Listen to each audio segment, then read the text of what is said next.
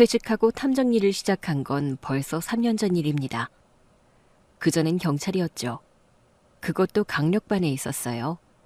하루가 멀다고 흉악범을 쫓는데 어느 날 그게 갑자기 무의미하게 느껴지더라고요. 왜냐면 경찰 업무에 10년을 바친 후배 한 명이 스스로 저 세상으로 떠났거든요. 그 사건이 저한테는 결정적이었어요. 그날 이후 전 총을 내려놓고 경찰 배지를 반납했죠. 그리고 저는 탐정이 되었습니다. 사람들은 왜 하필 탐정을 하냐고 묻더라고요. 사실 평생 이 일을 했기 때문에 이쪽 일이 저한테는 가장 익숙했어요. 증거를 찾고 의심을 하고 추적하고 누군가의 진실을 대신 들여다보는 일. 다만 경찰로 일했을 때와 달리 그 대상이 바뀌었을 뿐이죠. 탐정이라 하면 사람들은 영화 속 주인공처럼 생각하죠. 어두운 골목, 담배 연기, 그리고 늘 냉정한 표정. 하지만 현실은 좀 다릅니다. 저는 그쪽 세계에선 꽤 유명한 편입니다. 탐정계에서는 불륜 해결 전문가로 불리고 특히 경찰 출신이라는 이력까지 더해져 의뢰가 끊이질 않습니다.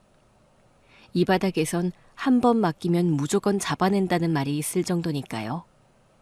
증거 확보율 99.8%, 조작 없는 팩트 수집, 그리고 누구보다 날카로운 감각을 가지고 있다고 자부할 수 있습니다. 직업이 직업이다 보니 거짓말을 들으면 표정보다 눈동자 흔들림으로 먼저 알아챕니다. 그런 저에게 인생의 전환점을 맞은 사건이 일어났습니다. 그날도 평소처럼 사무실에서 서류를 정리하고 있었어요. 점심도 거르고 메일을 정리하고 있는데 한 여자가 사무실로 들어왔습니다. 창백한 얼굴로 손에 봉투 하나를 꼭 쥐고 있었죠. 어서 오세요. 편하게 앉으세요. 네, 저 예약은 안 했는데. 괜찮습니다. 어떤 일로 오셨나요? 그녀는 말없이 손에 들고 있던 봉투를 제 앞에 내려놨어요. 봉투 안에는 남편의 사진, 차량 번호, 문자 캡처 몇 장이 들어있었습니다.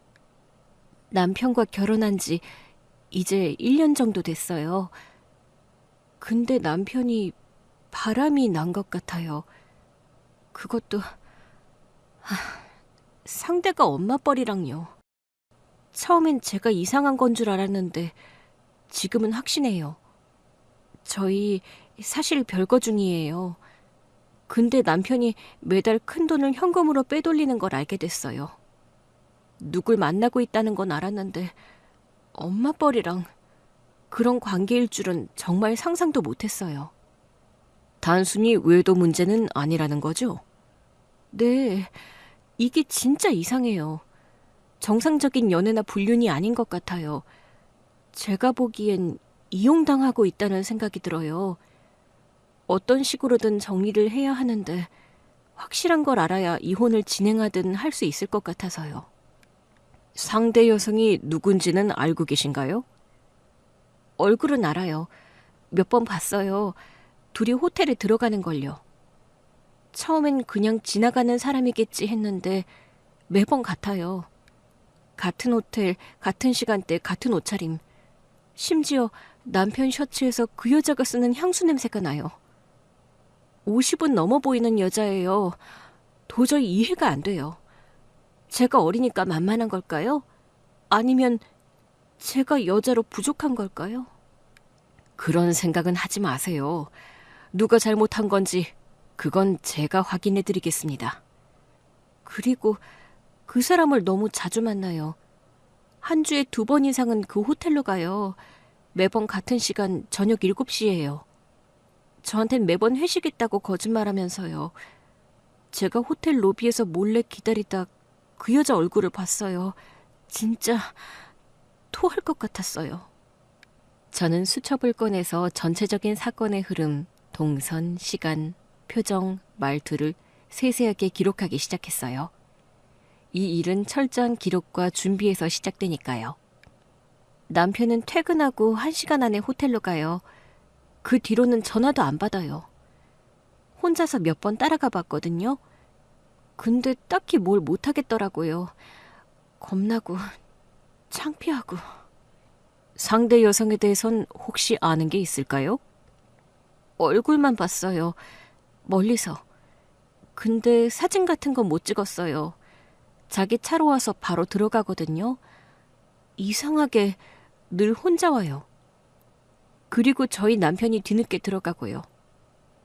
둘이 같이 왔던 적은 없어요. 누구한테 안 들키려고 일부러 따라오는 건지. 차 번호나 명확한 인상 자기는요? 번호는 기억 못해요. 차도 그냥 좀 좋은 차였어요. 검정색 세단이었고요. 키가 크지도 않고 막 화려하게 꾸미지도 않았어요. 요즘 남편한테 나는 향수 냄새도 그 여자가 지나가는 자리에서 났거든요. 알겠습니다. 그럼 오늘 그 장소로 바로 가보시죠. 실제 현장을 보면 더 확실한 그림이 그려질 수 있습니다. 네, 좋아요. 확실하게 봐야 될 것 같아요. 그래야 정리할 수 있을 것 같아서요. 우리는 호텔 앞 도로에 차를 댄 뒤 한참을 기다렸어요. 늘 그렇듯 잠복은 지루했지만 다행이라고 해야 될지 그날은 오래 걸리지 않았습니다. 헤드라이트가 번쩍하더니 검정색 세단 한 대가 호텔 정문 쪽에 멈춰섰어요. 저거예요. 저 차. 맨날 저 차로 와요. 오늘도 시간 정확하네요. 6시 55분. 늘 그래요. 여자가 일찍 와서 먼저 들어가요. 저는 쌍안경을 들고 지켜봤습니다. 곧이어 차문이 열리고 한 여자가 내렸어요. 얼핏 봐도 중년의 여자였고 단정한 코트 차림에 반묶음 스타일의 머리를 하고 있었죠. 탐정님, 바로 저 여자예요. 진짜 너무 뻔뻔하지 않아요? 저 얼굴 내가 몇 번이나 본 줄 알아요? 그녀는 창문 쪽으로 몸을 기울이며 여자를 가리켰습니다. 그 순간이었어요. 밝은 조명 쪽으로 그 여자가 움직이자 정확하게 모습이 보였습니다. 쌍안경을 든 제 손이 멈췄습니다. 눈을 뗄 수가 없었어요. 그 여자의 손동작, 발걸음, 뒷모습까지 전부 너무 익숙했어요. 잠깐만. 왜요? 탐정님 사진 찍어야죠. 지금이 찬스예요. 방금 들어갔으니까. 하지만 저는 카메라를 들지도 못한 채 그대로 굳었습니다. 손이 안 움직였어요. 저는 말을 잇지 못하고 그대로 얼어 있었습니다. 그리고 눈앞의 호텔 출입문만 바라봤습니다. 왜냐면 방금 들어간 그 여자는 바로 제 아내였기 때문입니다. 사실 의뢰인과 호텔로 가기 전 이상한 낌새를 느낀 점이 있었습니다. 탐정의 직감으로 어쩌면 저는 의뢰인의 남편, 불륜 상대가 아내라는 걸 예상했었는지도 몰라요. 의뢰인은 남편의 행동이 너무도 의심스러워서 남편의 핸드폰에 위치 추적 앱을 깔았다고 했습니다. 남편 핸드폰에 깔아둔 위치 추적 앱이 있어요. 제가 며칠 전부터 계속 확인하고 있었거든요. 근데 이상한 동선이 반복돼요.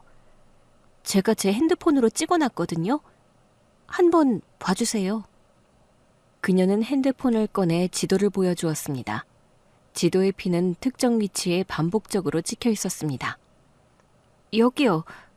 이 동네. 이쪽 동네만 계속 가요. 처음엔 우연인가 싶었는데 일주일 사이에 4번이나 찍혔어요. 그것도 밤 8시 전후로요. 호텔에 가지 않을 때는 이 동네에서 위치가 찍히는 것 같아요. 평균 30분에서 길게는 1시간 넘게 머무르더라고요. 저는 화면을 보고 순간 너무 익숙한 장소라 놀랐습니다.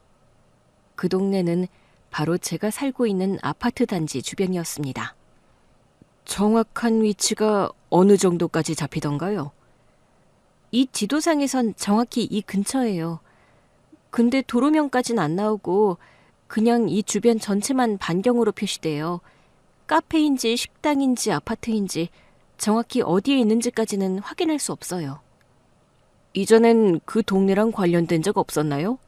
친구 집이라든가 직장 근처라든가.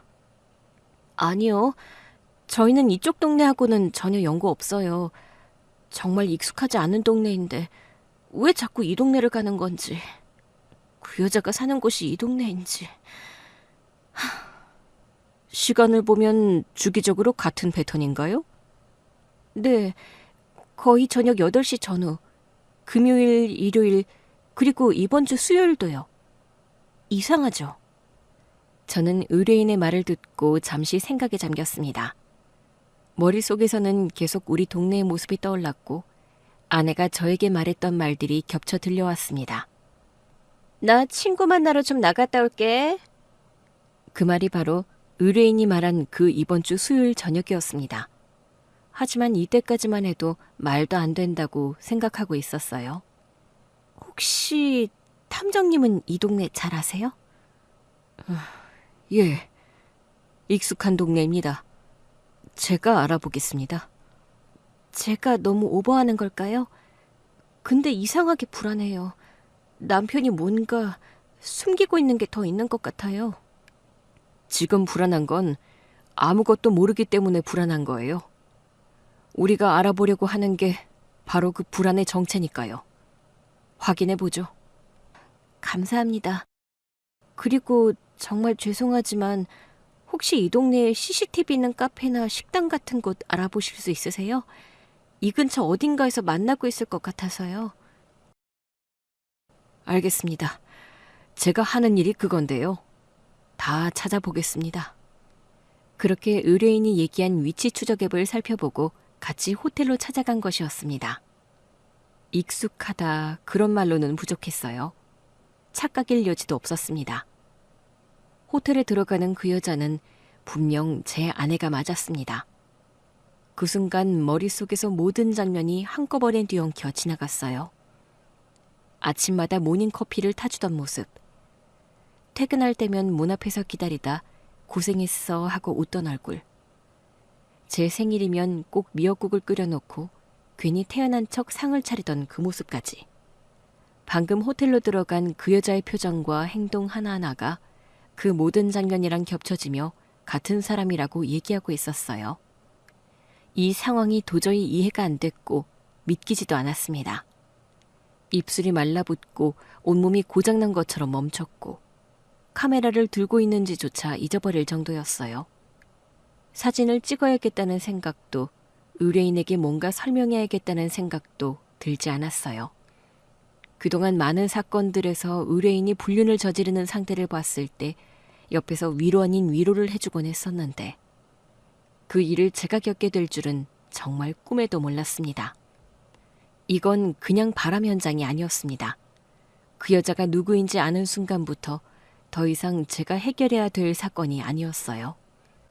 탐정님, 사진 안 찍으세요? 왜 안 찍어요? 오늘 이거 놓치면 또 한참 기다려야 해요. 지금이 딱이에요. 저 사람이에요. 제가 말했던 그 여자라고요. 의뢰인은 점점 조급해졌고 제 쪽을 계속 쳐다봤어요. 직접 본다면서요. 증거 남겨야 된다면서요. 왜 안 찍어요? 뭐 문제라도 있어요? 저는 다급한 의뢰인의 목소리에도 손가락 하나 움직이지 않았어요. 셔터를 누르면 끝이었어요.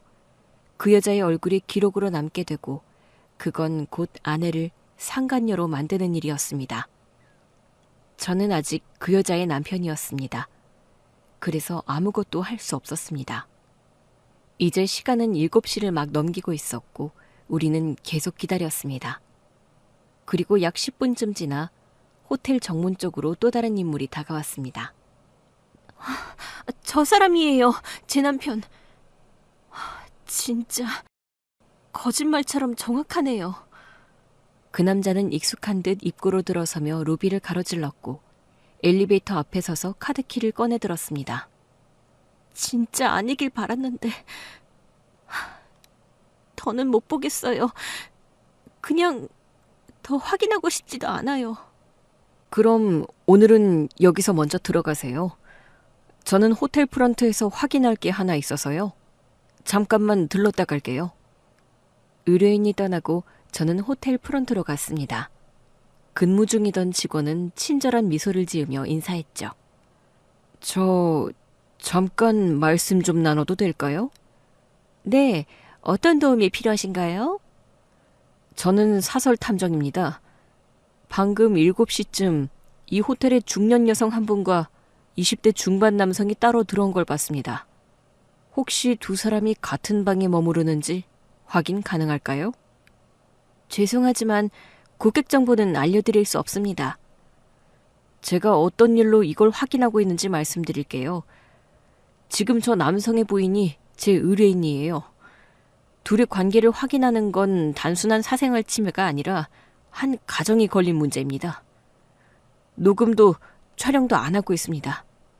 정식 수사 절차는 아니지만 그냥 당신이 아는 만큼만 말해줘요. 사실 여부만이라도. 그러자 직원은 망설이다 조심스럽게 저의 시선을 피하며 말했습니다. 같은 방 맞습니다.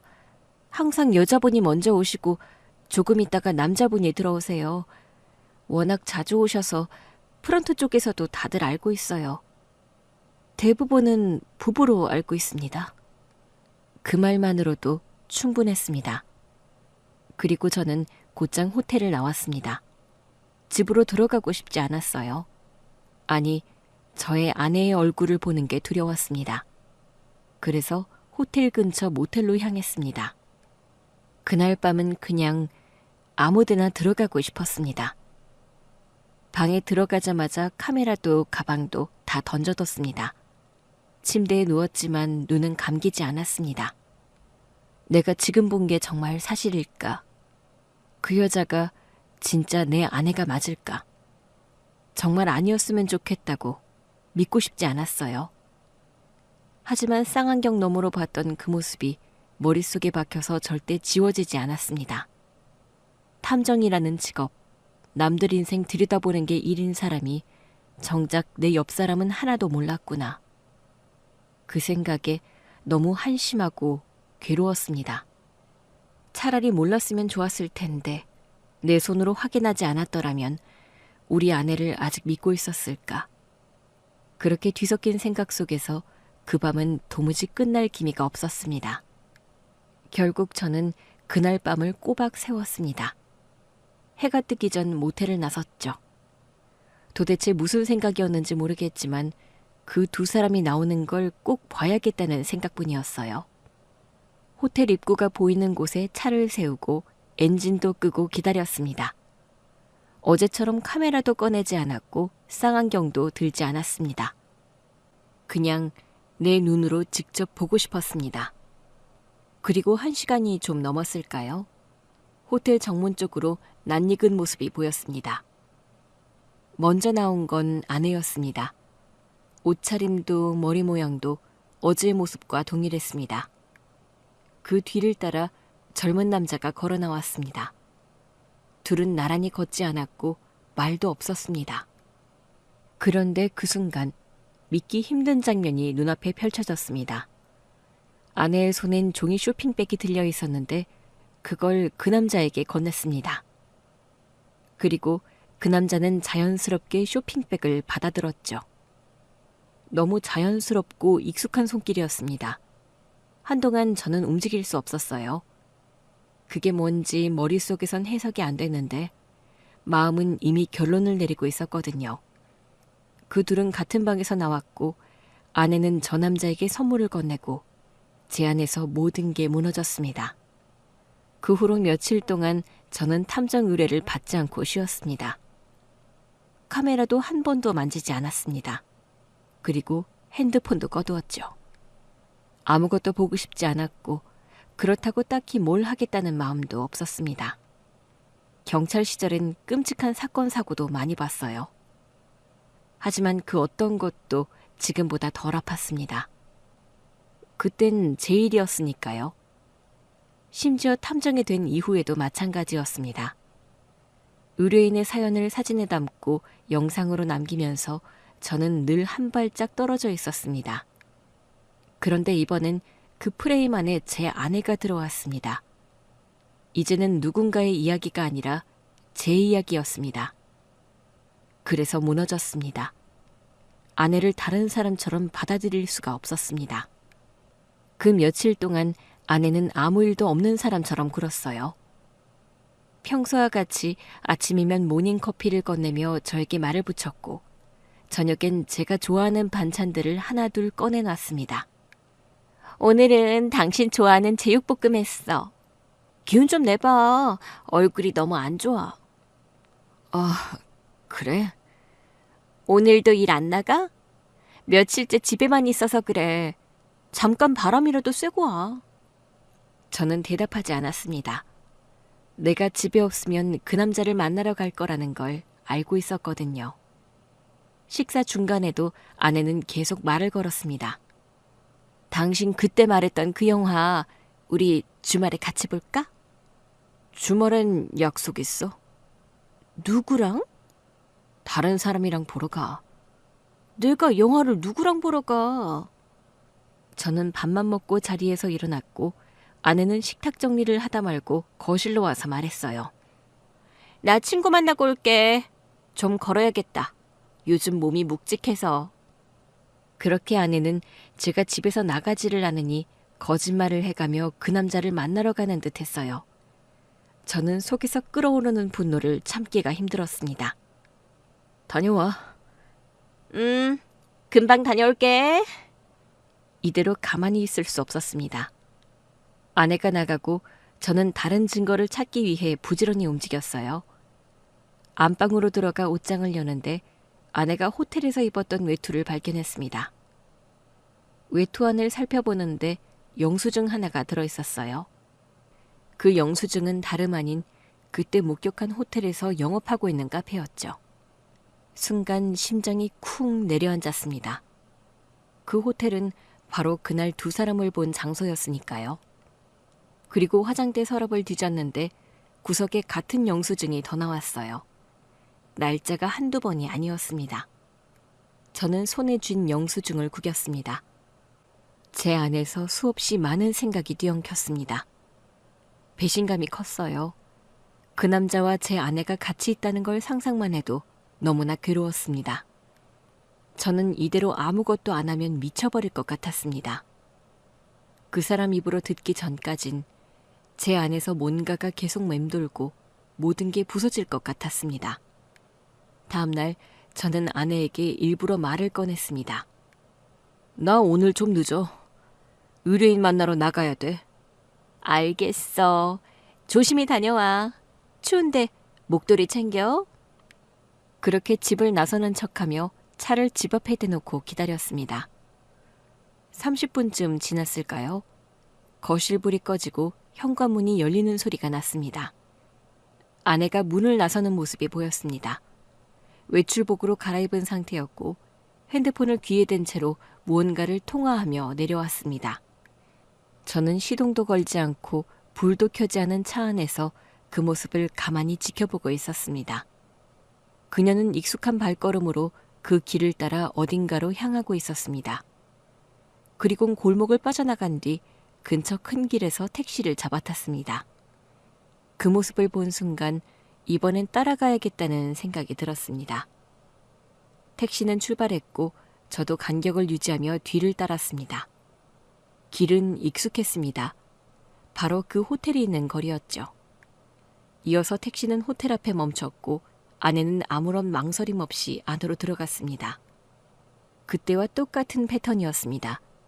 같은 시간, 같은 장소. 그때 저는 그냥 모든 게 끝났다는 생각만 들었습니다. 더 이상의 희망은 없었습니다. 집으로 다시 돌아온 저는 책상 서랍을 열어 서류 봉투를 꺼냈습니다. 바로 이혼 서류였죠. 그러나 펜을 들고도 아무것도 쓰지 못했습니다. 우리 아내가 왜 이렇게 됐는지 모르겠습니다. 정말 단 한 번도 상상해 본 적 없는 일이었습니다. 주변 사람들은 늘 말했어요. 요즘 세상에 이렇게 현명하고 반듯한 사람 드물다고. 저도 그렇게 믿었고 그런 사람과 결혼한 걸 스스로 자랑스러워 했었습니다. 일, 살림, 사랑관계까지. 어디 하나 빠지는 구석 없던 사람이 왜 이런 선택을 한 건지, 어디서부터 망가졌는지 아무리 생각해도 답이 안 나왔습니다. 제가 잘못한 걸까요? 제가 부족했던 걸까요? 제가 너무 믿었던 걸까요? 그 생각을 반복하다가 서류 위에 제 이름을 쓰려다 손을 멈췄습니다. 그날은 결국 도장을 찍지 못했습니다. 저는 이제 막다른 길에 다다른 것처럼 더 이상 갈 곳이 없었습니다. 결국 아내에게 속 시원하게 물어야겠다고 생각했죠. 다음 날 저녁, 아내와 식탁에 마주 앉아 밥을 먹다 단도직입적으로 물었습니다. 당신 어제 어디 갔었어? 그냥 친구 만나러. 무슨 친구? 예전에 같이 일하던 사람이야. 잠깐 볼 일이 있어서. 이름이? 왜 갑자기 그걸 물어? 왜 대답을 못해? 대답 못하는 게 아니라 굳이 당신이 그걸 왜 알아야 하냐는 거지? 같이 사는 사람이잖아. 누굴 만나고 어디 갔는지는 말할 수 있어야지. 그게 그렇게 어려운 일이야? 그냥 진짜 볼 일이 있어서 만났어. 일 얘기 좀 하다가 밥만 먹고 헤어졌어. 호텔에서? 뭐? 밥 먹으러 호텔에 갔어? 당신 뭘 본 거야? 는 핸드폰을 꺼내 아내에게 화면을 보여줬습니다. 아내는 그 화면을 보더니 얼굴이 굳어졌습니다. 이 호텔에 있는 여자가 당신으로 보이는데? 그리고 당신 뒤로 어떤 젊은 남자가 따라 들어가더라? 영상은 길지 않았지만 누가 봐도 아내인지 알 수 있을 정도였죠. 그 영상 언제 찍었어? 당신이 말 안 할까 봐. 내가 뭐 하는 사람인지 알지? 그 호텔 앞에서 몇 시간을 있었는지 알아? 미안해. 근데 그게 당신이 생각하는 그런 건 아니야. 그럼 뭔데? 호텔에서 만난 젊은 남자. 내가 지금 생각하는 게 맞는 거 아니야? 나중에 말해줄게. 지금 말해. 당신은 지금까지 아무 말도 안 했어. 그냥 내가 모른 척하고 넘어가길 바랐지? 그 사람 그냥 아는 사람이야. 돈 때문에 만난 거야. 당신한테 말할 수 없는 사정이 있었어. 우리는 부부인데 왜 당신 사정을 내가 몰라? 왜냐면 당신까지 잃고 싶지 않았어. 그 얘기를 하면 우리 사이가 끝날까 봐 무서웠어. 나는 그냥 그 사람 도와주고 싶었던 거야. 도대체 누구길래 그렇게까지 해? 대체 뭘 하고 있는 거야? 왜 이런 짓을 하는 건데? 아내는 숨을 한 번 들이켰습니다. 이제는 더 이상 핑계도 둘러댈 말도 떠오르지 않는 표정이었어요. 사실 나 당신이랑 결혼하기 전에 아이가 있었어. 뭐? 20살 때 실수로 아이가 생겼었어. 엄마가 되기엔 너무 어렵고 무엇보다 아이를 키운다는 게 자신이 없었어. 그래서 시설에 보내버렸어. 그리고 그냥 잊고 살았어. 그럼 호텔에서 만난 그 남자가 당신 아들이란 소리야? 응. 그럼 갑자기 어떻게 만나게 된 거야? 사실은 내가 먼저 찾았어. 몇 달 전 예전에 일하던 복지시설 분이랑 우연히 연락이 닿았어. 그분이 그의 얘기를 조심스럽게 꺼내더라. 지금은 많이 힘들어졌다고. 대학도 중퇴했고 우울증도 심하고. 처음엔 그냥 아무것도 못하고 있었어. 그런데 점점 미칠 것 같더라. 내가 만든 과거인데 그 아이가 그렇게까지 무너졌다는 걸 들으니까 그냥 못 있겠더라고. 그래서 당신이 먼저 연락한 거야? 내가 먼저 몇 번이고 연락했어. 처음엔 전화도 안 받고 문자에 답도 안 주더라고. 계속해서 날 완전히 밀어냈어. 그러다 연락이 됐는데 날 굉장히 의심하더라고. 왜 이제 와서 나타나냐, 돈 주러 온 거냐, 그런 말도 들었어. 그런데도 멈출 수가 없었어. 그 아이가 내 아들이니까. 왜 말 안 했어? 겁났어. 당신한테 말하면 내가 어떤 사람으로 보일까 두려웠어. 정작 우리 사이에는 아이가 없는데, 근데 나한테 이미 그런 과거가 있다는 걸 차마 말 못했어. 그래서 매주 호텔에서 만난 거야? 아들이 지금 아내랑 떨어져 살고 있어. 가끔이라도 만나서 좋은 곳에서 지내게 해주고 싶었어. 그런데 아직도 나를 의심해. 사람 취급도 안 하더라. 엄마라고도 안 불러. 나도 알아. 당신 입장에선 변명으로 들릴 거란 거. 근데 나한텐 그 아이 한 번이라도 제대로 보살피고 싶었어. 못해줬던 거 늦게라도. 아내는 한참을 뜸들이더니 다시 입을 열었습니다. 아들이 한때는 진짜 똑똑한 아이였대. 시설에서도 그렇고 위탁가정에서도 선생님들이 그랬대. 머리가 참 좋은 아이라고. 중학교, 고등학교까지는 공부도 잘했고 나중에 대학도 갔더라. 혼자 힘으로 입학했대. 근데 오래 못 다녔어. 생활비 등록금 문제도 있었고 불안장애 때문에 휴학과 복학을 반복하다가 결국 중퇴했대. 그 뒤로는 계속 불안정한 일만 했어. 편의점 야간 알바, 대리운전, 퀵서비스. 잠깐 일하다가 그만두고 또 잠깐 하고 정규직은 못 버텼나 봐. 환경도 마음도 그럴 여유가 없었던 거지. 내가 그렇게 만든 것 같아서 마음이 아파. 당신이 그렇게 만든 거 아니야.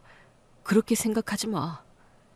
당신한테 말도 안 하고 당신을 속인 건 정말 미안하지만 그 애가 그렇게까지 망가졌다는 걸 알고 나니까 그냥 모른 척할 수가 없었어. 정말 이 세상을 떠날 수 있겠다는 생각이 들었거든. 그 순간 엄마인 척이라도 하고 싶었어. 너무 늦은 거 알아. 근데 그래도 한 번쯤은 붙잡고 싶었어. 사실 당신의 아들의 아내를 만났어? 뭐? 어떻게? 바로 그 사람이 나한테 의뢰를 한 거야. 요즘 남편이 너무 수상하다고. 바람을 피우는 것 같다고. 나랑 만났던 걸 바람 피웠다고 오해했구나. 아들이 일찍 결혼했더라고. 어릴 때부터 가족이라는 걸 너무 갈망했다고 하더라고. 그래서 무턱대고 시작했나 봐. 그런데 둘이 잘 살면 좋았겠지만 싸우기도 많이 싸웠고 생활금 자체가 모자라니까 서로 버티지를 못했대. 결혼을 하면 가족을 만들 수 있을 줄 알았는데 오히려 더 무너졌던 것 같아. 저는 조용히 아내의 말을 듣고만 있었습니다. 그리고 아내는 힘없이 말을 이어갔습니다. 결국 우울증 진단받고 치료도 시작했는데 중간에 약을 끊었대. 돈도 없고 약 먹어봤자 똑같았나 봐. 그 뒤로는 아예 사람도 안 만나고 밤에만 잠깐 나갔었나 봐. 그러다 결국 사채까지 썼대. 처음엔 카드론, 소액대출 같은 걸로 버티다가 감당이 안 되니까 이상한 데까지 손댔더라고. 얼마나 심각한데? 최근엔 신체 포기각서까지 요구하는 연락을 받았대. 전화로 협박도 받고 문자도 오고.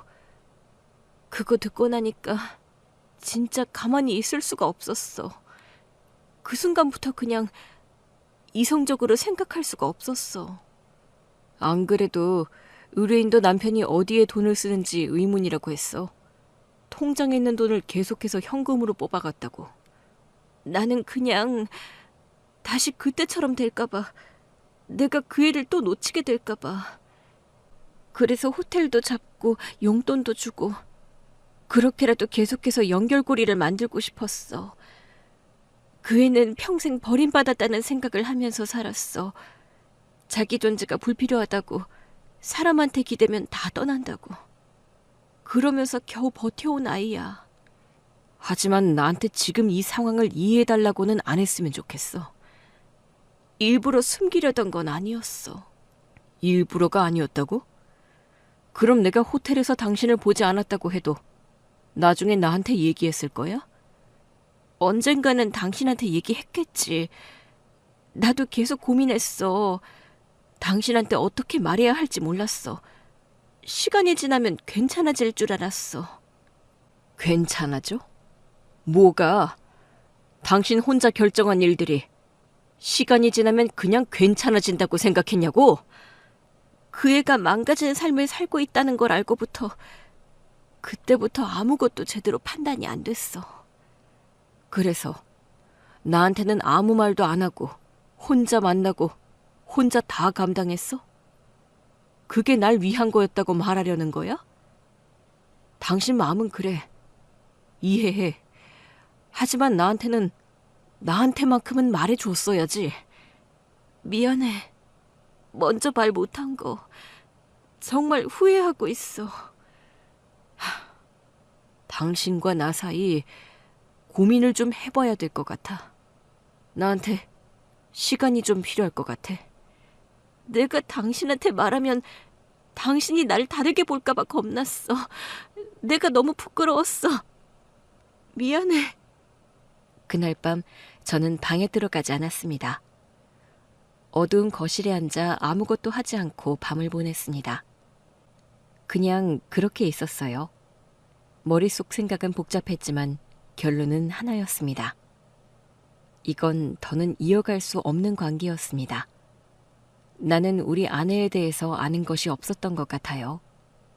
결혼이라는 건, 부부 사이라는 건 신뢰가 바탕이 되어야 되는데 우리 아내와는 신뢰가 무너졌어요. 저는 그걸 견디며 살아갈 자신이 없었습니다. 그렇게 새벽이 됐습니다. 저는 서재로 가서 책상 서랍을 열어 이혼 서류를 다시 꺼냈습니다. 그리고 아내가 볼 수 있도록 서랍 위에 꺼내 올려두었습니다. 짐 싸는 건 오래 걸리지 않았습니다. 필요한 건 가방 하나로 충분했죠. 현관문을 열고 한 번도 뒤를 돌아보지 않고 나왔습니다. 밖은 아직 캄캄했고 공기는 싸늘했습니다. 탐정은 모든 비밀을 꿰뚫는 사람이어야 한다고 스스로 생각해 왔었는데 정작 나는 내가 사랑하는 사람의 진실을 가장 늦게 알았습니다. 며칠 뒤 저는 의뢰인을 다시 만났습니다. 준비한 자료와 영상을 정리해 USB에 담아 건넸습니다. 그녀는 말없이 그것을 받아들었죠. 이 안에 다 들어있나요? 네. CCTV 기록, 호텔 출입시간, 차량 동선, 두 사람의 카드 사용 내역까지 필요한 건 다 정리했습니다. 감사합니다. 고생 많으셨어요. 그녀는 USB를 손에 꼭 쥔 채 한참 동안 아무 말도 하지 않았습니다. 그 눈빛은 슬픔과 분노, 그리고 체념이 뒤섞여 있었습니다. 그런데 탐정님, 실례가 안 된다면 하나만 여쭤봐도 될까요? 네, 말씀하세요. 그 여자 혹시 탐정님이랑 아는 사이셨어요? 네, 제 아내입니다. 그리고 당신 남편의 어머니예요. 사실 저도 어제 남편한테 들었어요. 늦게 털어놓더라고요. 처음엔 뭐가 뭔지 이해도 안 됐는데 이상하게 눈물이 나더라고요. 많이 힘드셨죠?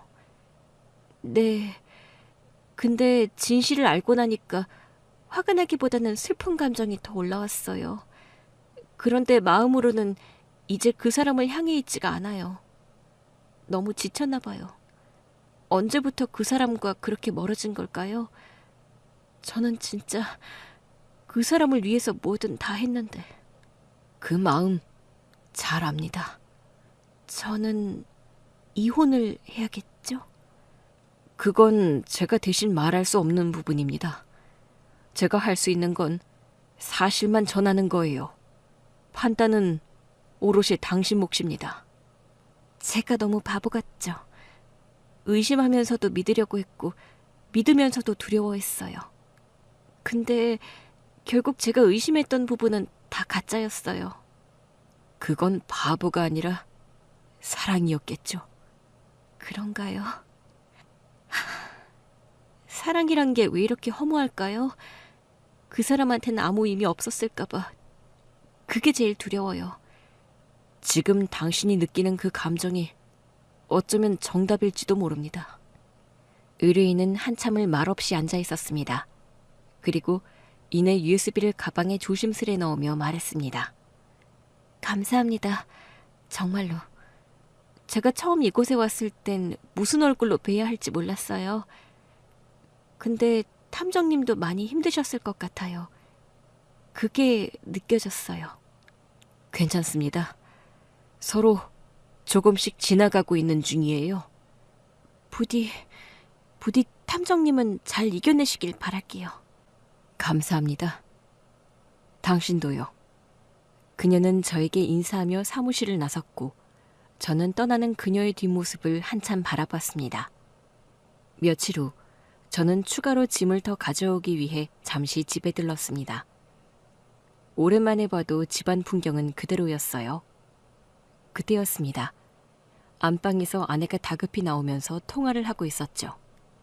아니, 지금 당장 갈게.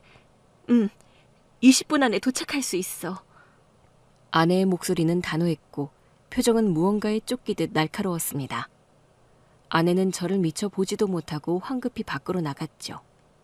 저는 아내와 끝이라고 생각하고 있었지만 한편으로는 신경 쓰이고 걱정이 되었어요. 아직 버리지 못한 미련인지 저도 결국 아내를 따라 밖으로 나간 뒤 남몰래 뒤를 쫓았습니다. 저는 아내가 탄 택시와 거리를 두고 운전을 하며 지켜봤습니다. 그리고 곧 아내가 탄 택시는 골목 안으로 들어갔고 작은 카페 앞에 멈추더라고요. 아내는 익숙한 듯 내리더니 곧장 안으로 들어갔습니다. 저도 아내를 따라 카페로 들어가 다른 테이블에 슬그머니 앉았습니다. 아내는 누군가를 기다리는 듯하면서 주위를 불안한 눈으로 둘러보았습니다. 그리고 몇 분 후 길 건너에서 누군가 다가왔습니다. 바로 그 남자, 아내의 아들이었죠. 그 남자는 아내가 앉아있는 테이블로 가 맞은편에 앉았습니다. 그리고 아내는 다급하게 그 남자에게 물었죠. 어머, 얼굴에 상처 좀 봐. 도대체 무슨 일이 있었어? 응? 나 납치당했어. 뭐?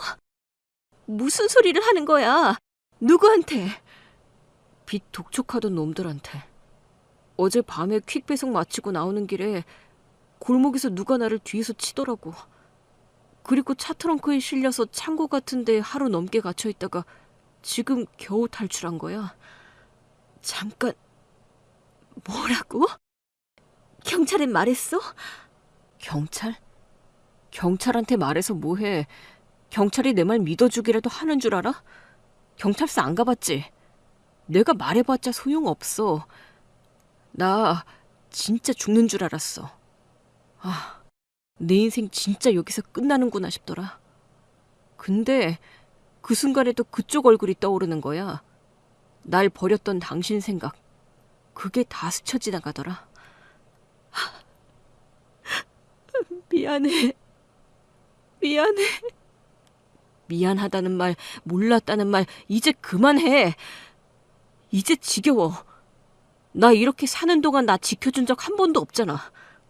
나는 너한테 미안하다는 얘기밖에 못해. 너를 진작에 찾았어야 했는데. 근데 겁이 났어. 넌 날 원망할 텐데 그걸 마주할 용기가 없었어. 용기? 당신은 그게 문제였겠지만 나는 용기가 아니라 내 목숨이 걸려 있었어. 내가 얼마나 위태롭게 살고 있었는지 당신이 상상할 수 있는 선을 훨씬 넘었어. 이제 너 혼자 힘들게 내버려 두지 않을게. 엄마가 옆에 있을게. 그렇게 해줘. 응? 이제 와서 옆에 있어주겠다고? 난 그런 동정 바라지 않아.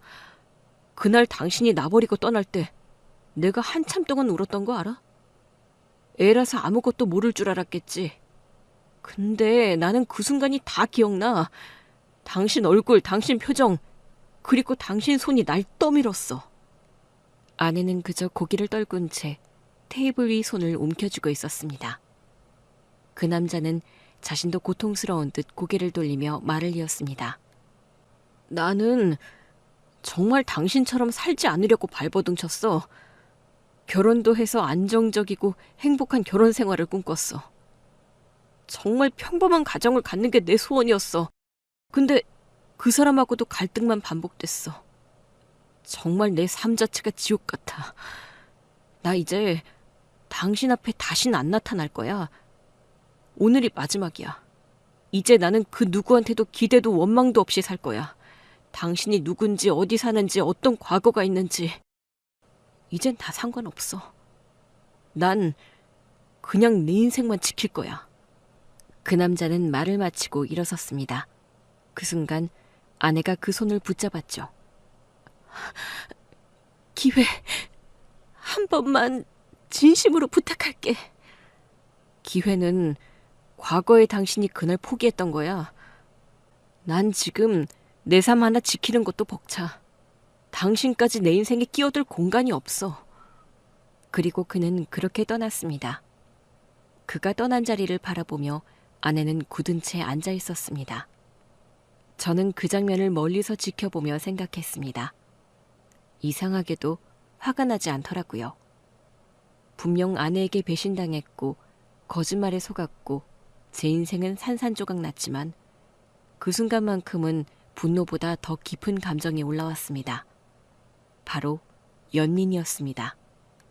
아내는 사랑에 매달렸고 가족을 잃지 않기 위해 거짓말을 했고 그리고 자신이 포기했던 아이에게 단 한 번이라도 엄마라는 얘기를 듣고 싶어 했던 거구나. 아내는 아들을 잡으려 한 게 아니었습니다. 용서를 받으려는 것도 아니었고요. 그저 한 번쯤 아들을 따뜻하게 보듬고 싶었던 것 같아요. 그게 아내가 할 수 있는 마지막 모성이었을 테니까요. 저는 아내보다 먼저 집으로 돌아왔습니다. 그리고 화장대 위에 놓인 이혼 서류를 봤죠. 하지만 아내는 이혼 서류를 작성하지 않았습니다. 대신 포스트잇이 붙여져 있었고 거기에는 아내가 남긴 짧은 문장이 적혀 있었습니다. 이기적인 마음이겠지만 그래도 당신만은 내가 그 아이를 버렸듯 당신은 나를 버리지 않길 바랐어요. 나는 당신을 잃고 싶지 않아요. 마음 한켠이 흔들렸습니다. 아내는 두 번 다시 가족과 헤어지는 경험을 하고 싶지 않은 것이었습니다. 그리고 제가 느꼈던 배신감보다 그녀가 감내해온 삶이 훨씬 더 무너진 것이었을지도 모른다는 생각이 깊게 들었습니다. 저는 사무실로 돌아와 수없이 고민했어요. 그러다 밤이 돼서야 겨우 핸드폰을 들었습니다. 그리고 몇 번이나 화면을 켰다 껐다 반복하다가 결국 아내에게 전화를 걸었습니다.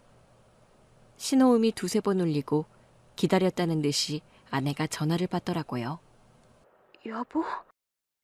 그 친구 나도 한 번 만나볼 수 있을까?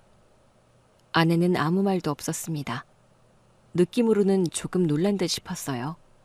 숨소리조차 들리지 않을 만큼 아내는 가만히 있었습니다. 이젠 조금 알 것 같아서 당신이 왜 그렇게까지 그 친구 곁을 맴돌았는지. 진심이야? 당신이 그걸 이해해 줄 수 있어? 솔직히 쉽지는 않아. 근데 이대로 당신을 외면하는 게 더 힘들 것 같아. 그래서 그냥 당신이랑 같이 짊어지고 싶어. 정말 당신이 날 이해해 주길 바랐어. 정말 고마워. 그리고 미안해, 여보. 그렇게 아내와 통화한 이후 저의 마음속에는 이해라는 감정이 서서히 자리 잡기 시작했습니다. 며칠 뒤 아내의 연락을 받고 자리를 마련했습니다. 작은 한식집, 아내와 그녀의 아들, 그리고 저, 세 사람이 한자리에 마주 앉았습니다. 아내는 먼저 도착해 국을 떠놓고 있었고 그 남자는 한동안 고개도 들지 않았습니다. 솔직히 저도 뭐부터 말해야 할지 몰랐어요. 국 식기 전에 좀 드세요. 제가 그렇게 말하자 그 남자는 어색한 듯 고개를 약간 숙이며 국을 떠먹었습니다. 아내도 그 모습을 지켜보다 말없이 수저를 들었습니다. 우리는 그렇게 아무 대화 없이 밥만 먹었죠. 그리고 제가 조심스레 입을 열었습니다. 이런 자리가 불편할 수 있겠지만 그래도 한 번쯤은 서로 얼굴 보고 이야기해보는 게 좋지 않을까 싶었습니다. 솔직히 저 지금 많이 불편해요.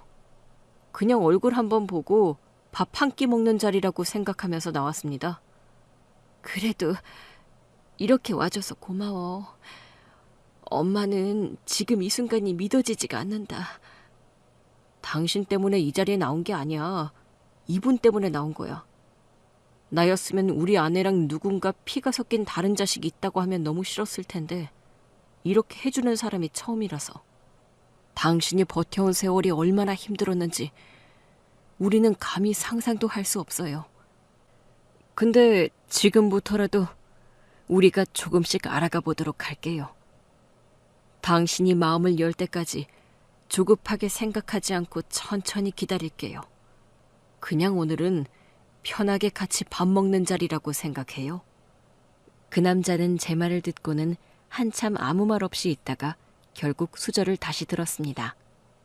지금도 아직 우리의 관계가 완전히 회복된 건 아니었습니다. 그 남자는 아직도 아내를 엄마라 부르지 않았고 아내도 아들의 눈을 오래 바라보지 못했죠. 그날의 밥상은 단지 한 끼 식사가 아니었습니다. 그건 상처받은 세 사람이 처음으로 함께 앉은 자리였고 긴 시간 미뤄졌던 감정들이 조심스레 놓이는 공간이었습니다. 모두가 어색했고 불편했고 말보다 침묵이 더 많았지만 그 속엔 분명히 변화라는 씨앗이 놓여 있었습니다. 나는 탐정이라는 이름으로 수없이 많은 진실을 밝혀왔습니다. 하지만 정작 내 인생의 진실 앞에서는 가장 오랫동안 눈을 감고 있었는지도 모르겠습니다. 거짓말을 꿰뚫는 데 익숙했던 내가 가장 가까운 사람의 고통은 알아차리지 못했습니다. 그날 이후 나는 다시 질문을 던졌습니다. 진실을 안다는 건 무엇일까? 용서는 어디서부터 시작되는 걸까? 그리고 그 답은 아주 작지만 분명하게 내 안에 남았습니다. 완벽한 이해보다 서로를 향한 한 걸음, 완전한 용서보다 끝까지 앉아있어주는 용기. 그게 우리가 다시 가족이 될 수 있는 유일한 방법이 아닐까. 나는 그렇게 믿기로 했습니다. 이제 나는 더 이상 누군가의 삶을 들여다보는 사람으로만 남지 않으려 합니다. 이젠 나도 나의 가족, 나의 사람들을 조금 더 가까이 따뜻하게 바라보려 합니다. 그리고 그렇게 남의 이야기였던 이 일은 이제 내 인생에서 가장 중요한 나의 이야기가 되었습니다.